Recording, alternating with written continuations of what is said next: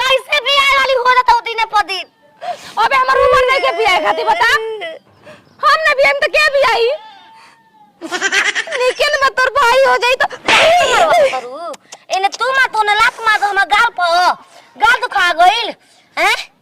बतार बारा बात बस बात बिचाए वाली बालू जाए नाड़ो ऐसे लड़की कोनो अपन माई संग करे ले तो जैसे पूरा गांव के देखाइम हो पूरा गांव के देखाइम तब ना अपनी जानी हो इंसाफ करी कि हम कहिया भी आई तू तो बियाह वाला हो गइलू। बियाह होई तब बियाही भी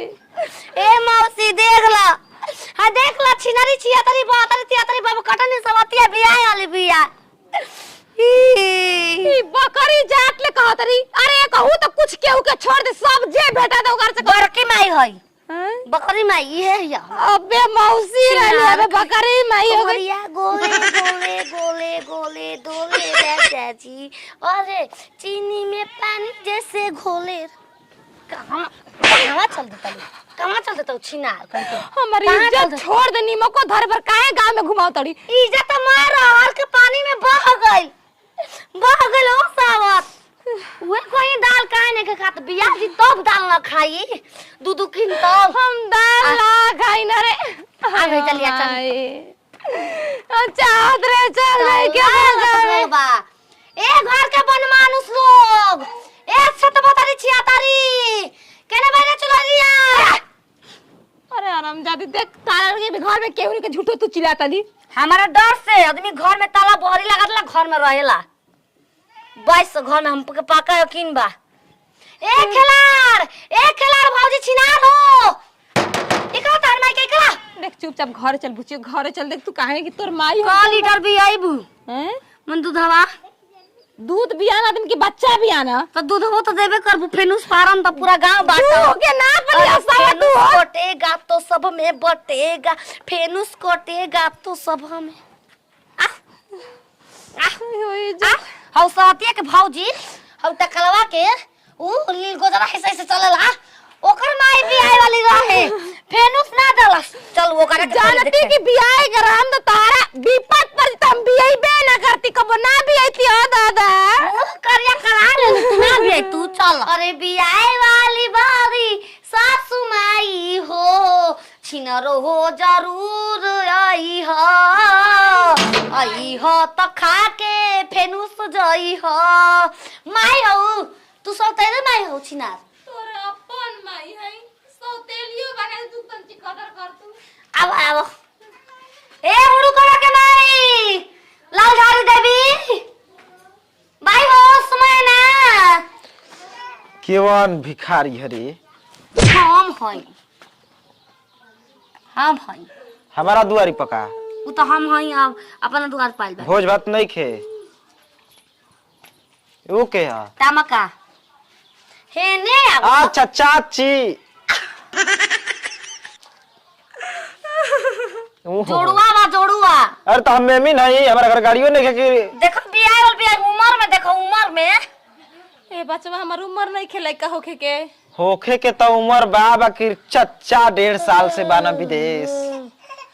ये कुल कैसे आई रहा पिछला में 2 दिन खाती 2 दिन खातिर इतना माने पैसा फटा था कि हवाई जहाज पर चढ़ के आके काम रहे विपत्ति अगर बुद्धि दिमाग रे के लेके घुमावती समझावा जाए पे आइ हन तोर माई रखले भी ना तब केहू के प्रचार करे के चाहिए पर धनवा के रह में ओही मुहिया के रह में रोज के ले जाले ओही मुहिया के रह में सीधे वोट फंस सीधे हम जान गइनी बकरी काहे 4 गो पोसाइल बाड़ी स हो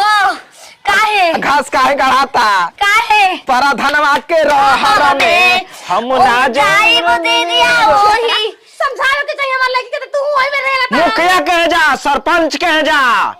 डुगी ले लो ड्रामा पिटो के रहे रे मैं आई वो पापा बम भी हाल रे का काटियो लेती से तो जरे लौटा के हमके घरे लेके चल जाए चलो समझाता ना कौवा महीना लास्ट महीना चलता अरे चौथा महीना गोरी परवा दुखाता 5वां महीना में मन हुलियाता 6वां महीना में सेव संतरा खाई 7 9वे महीना 27 गवाई। अरे 8वे में चटनी चटाई गइल, तू तो 9वे में लइका भी आई गइल, तू तो 9वे में लइका भी आई गइल। तू कोई के छिया तारा लगी चला 17 खिलाफ चला चला रे पूरा गांव घूमम ना हम ना जा। बाप रे बाप, मरद बाहर विदेश 2 दिन खातिर कहतड़ी कि आई रह। अरे माई के मन करे खाए के खटाई, यही से चुवतलार बा, अरे यही से चुवतलार बा। झुनझुना में नच तोर माई के नच। झुनझुना ले ले आई हाय भैया नया पा छिनार उरार भतर काटो बना। झुनझुना ले ले आई हाय पारा नया समाचार बाटे लाल